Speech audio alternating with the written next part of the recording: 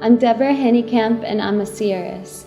And basically what that entails is that I see people's energy and places' energy and interpret that energy, and then just kind of say out loud to people what their higher self is already saying to them through their energetic field, through their aura. My path is coming from a few different lineages, but also this gift of seeing people's auras is something I was just born with. So I started embracing my sensitivity and my empathy when I was 17 years old, after a series of 3 really strong tragedies. And after that week where all the 3 tragedies happened at that one time, I sort of just woke up, and what was illusion became reality, and what was reality became illusion. And I understood at that time that I had to start walking a path of service. That started off for me with becoming vegetarian and realizing, I love animals, so I don't want to eat them.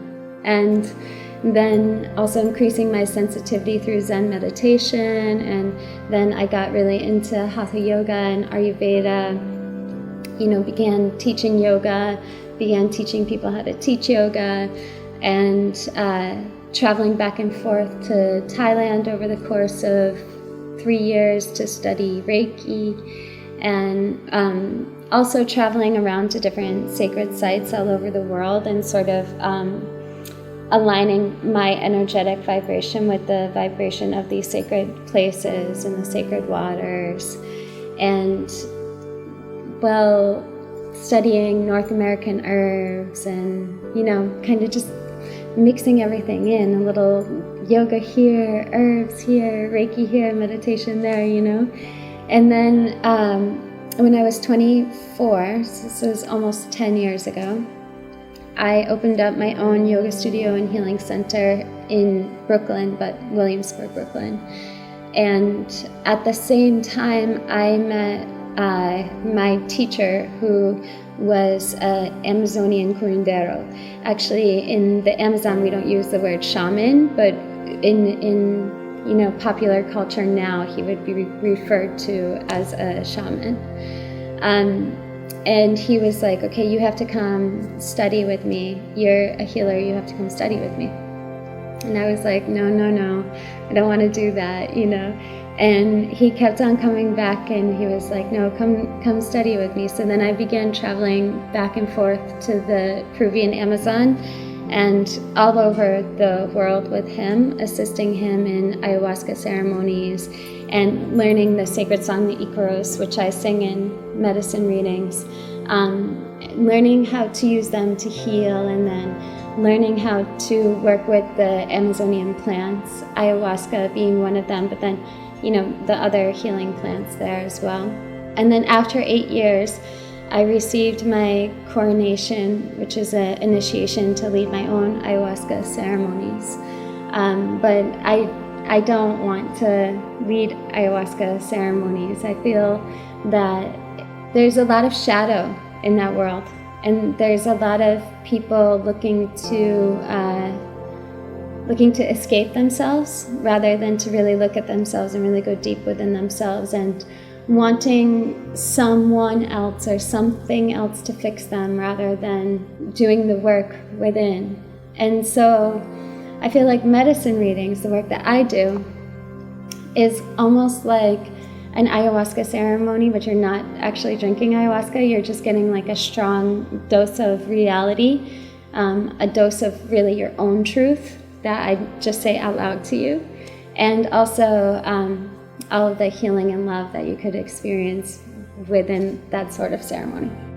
And so I needed to go through all of that apprenticeship and the initiation and everything, only then to realize that teaching yoga wasn't my path, being a Reiki master wasn't my path, being an Amazonian kundera, or what we would call shaman or shamanist, isn't my path. Actually, my path is just to be me, just to be me.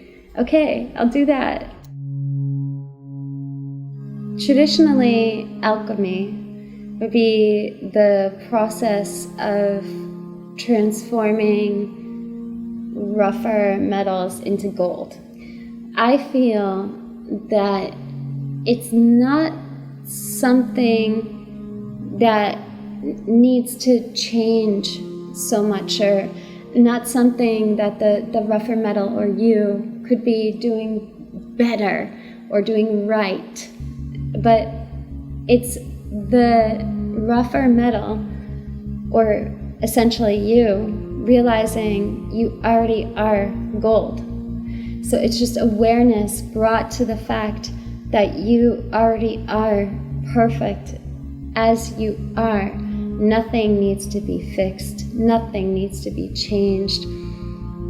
No external source is going to prove to you that you are enough, or give you the permission slip. Okay, you've been the rougher metal for long enough, now you can be the gold.